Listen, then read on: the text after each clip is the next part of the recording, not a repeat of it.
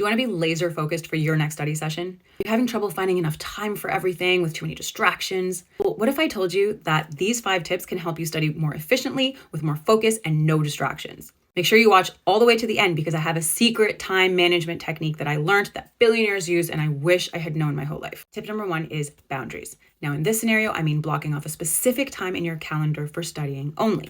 That means no matter who calls to hang out, if your family members need something, if the movie you've been dying to see has just come out, nothing replaces that specific time in your calendar. Now, by boundaries, I also mean having an end time to your study session.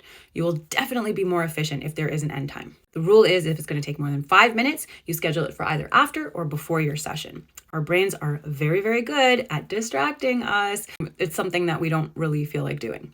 Number 2, DND mode on all your devices. Now, this one is pretty self-explanatory, but the reason is because all these incessant notifications that we get are triggering our brains to get that dopamine hit, and your brain will not let you study and focus 100% if it's looking for that dopamine hit. So it's better to just turn off all the notifications, don't even know that it's happening until your designated study break. Speaking of dopamine hits and dopamine addiction, which by the way, if you haven't seen our dopamine addiction videos, please do check them out. Consider deleting your social media until exam time is over. I know this feels cringy, especially if you are prone to doom scrolling or you're very active on social media. I want you to think about this.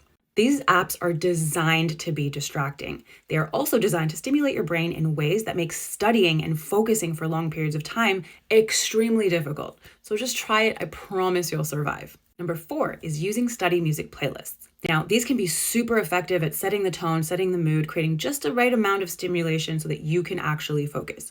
But do be careful here because sometimes it helps me focus a lot more and sometimes it can be a bit distracting from helping me actually absorb things. At minimum, you can use it to kind of get yourself into a flow and then turn it off. Spotify has some great playlists if you want to check it out. And finally, number 5, the one I wish I had known my entire life, is Pomodors. Pomodors are short cycles of focus time and break time repeated throughout the day. The idea is that you focus 100% for the 25 minutes and take 5-minute breaks in between. Nothing else happens during those 25 minutes. Bathroom breaks, food breaks, stretch breaks, everything waits for those 5-minute breaks in between.